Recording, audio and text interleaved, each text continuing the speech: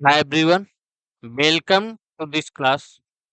तो आप लोग जो भी स्ट्रीम में अपना करियर बनाना चाहते हैं और एडमिशन लेना चाहते हैं, तो उस इस स्ट्रीम के पर्सन, सिद्धांतकार और उनसे संबंधित चीजें आपको डेली पढ़ते रहनी है, अध्ययन करते रहनी है।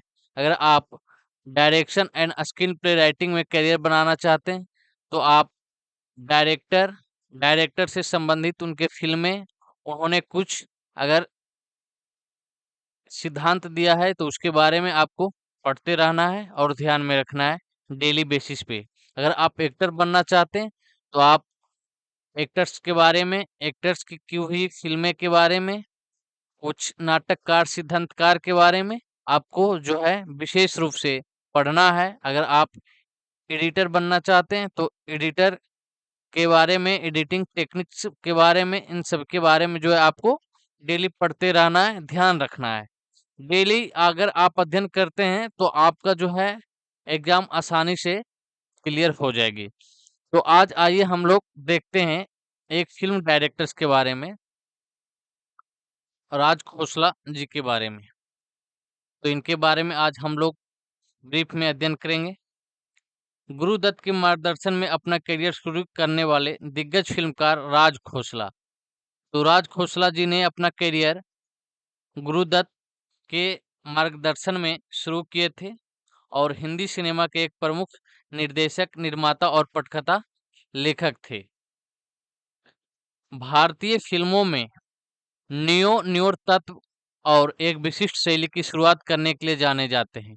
तो इनके बारे में आपको ध्यान रखना है कि नियो तत्व के जो आविष्कारक थे, शुरुआत करने वाले व्यक्ति थे भारतीय सिनेमा में, वो कौन थे? वो राज खोसला साहब थे। तो ये चीजें आपको ध्यान रखनी है।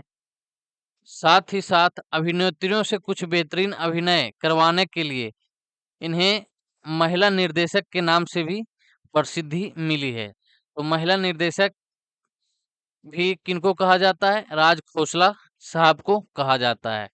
तो राज खोसला साहब से संबंधित भी फिल्में हम लोग आज पढ़ेंगे। उनकी कुछ प्रसिद्ध फिल्में हैं उनके बारे में, क्योंकि वहां से भी क्वेश्चंस कई बार पूछा गया है। तो आइए देखते हैं। उनकी फ़िल्मों की कहानियाँ जो है सामाजिक मुद्दों को उठाती थी। उनकी जो फ़िल्म की कहानियाँ थी वो है सामाजिक मुद्दों पे बेस्ड होती थी।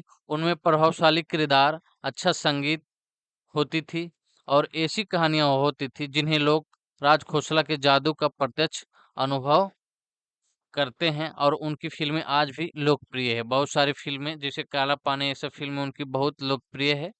ठीक है? तो आज हम लोग उनकी कुछ प्रसिद्ध फ़िल्मों के बारे में भी देखेंगे। आइए देखते हैं। उनकी कुछ सबसे अविस्मरणीय क्लासिक और ऐतिहासिक फ़िल्में जिसका उन्होंने निर्देशन किया है। ठीक है? तो हाल ही में राज खोसला साहब न्यूज़ में रहे हैं। ठीक है?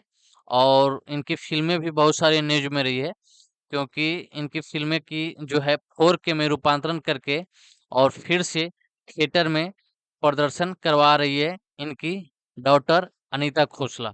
ठीक है? तो इस कारण ये न्यूज़ में रहे हैं, ये फ़िल्म डायरेक्टर। तो इनके बारे में पढ़ना जो बहुत ज़रूरी हो जाती है, आपको ध्यान रखना बहुत ज़रूरी हो जाती है, क्योंकि एक करंट अफेयर्स के तौर पे इनसे संबंधित क्वेश्चन पूछी जा सकती है। तो इनकी जो फ़िल्म आई थी सीआईडी 1956 में आई थी, बहुत ही पॉपुलर फ़िल्म रही है, तो इसके बारे में आपको ध्यान रखना है। फिर बम्बई का बाबू 1960 में, ठीक है, आई थी फ़िल्म। इनके बारे में भी आपको ध्यान रखना है। वो कौन थी? 1964 में आई थी ये फ़िल्म। मेरा साया 1966 में आई थी और दो रास्ते, ये फ़िल्म 1969 में आई थी। तो इनकी जो भी फ़िल्में हैं जैसे सीआईडी, बम्बे का बाबू, वो कौन थी, मेरा साया, दो रास्ते, मेरा गांव मेरा देश, बहुत पॉपुलर फिल्म है। ठीक है, ये सब जीवंत फिल्में हैं जिनको देखने का मन आज भी करता है। मैं तुलसी तेरे आंगन के, बहुत ही पारिवारिक और बहुत कल्चरल फिल्म है मैं तुलसी तेरे आंगन की, जो 1978 में आई थी, और जीत 1979 में। फिर हम लोग देखेंगे दोस्ताना। इनकी फ़िल्में जो दोस्ताना है, 1980 में आई थी, और 16 साल 1958 में आई थी।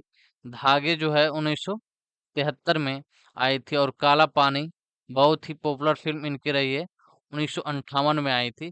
काला पानी में अभिनय किए हैं देव आनंद साहब, ठीक है। तो एक क्वेश्चंस काला पानी में पूछा गया है, काला पानी मूवी, ठीक है। और अगर क्वेश्चन से जहाँ तक मुझे ध्यान है, अगर एक फिल्म पूछा नहीं गया है तो फिर उस क्वेश्चंस के ऑप्शन में फिल्म थी काला पानी, ठीक है। क्योंकि हम लोग जब प्रीवियस ईयर क्वेश्चन पढ़ते हैं तो बहुत सारी चीजें ध्यान में रहती है, तो वहां से मैं आपको बता रहा हूँ। फिर दो बदन है, ये 1966 में आई थी मूवी, और इनकी एक मुसाफिर एक हसीना 1962 में आई थी, जो संगीतमय फिल्म है, संगीत पे ज्यादा बेस्ट फिल्म है। तो इन सभी चीजों के बारे में आपको ध्यान रखना है, ठीक है। राज खोसला जी के बारे में तो आप पढ़ते रहें, खुश रहें। हम लोग फिर है नेक्स्ट कल की क्लास में मिलते हैं।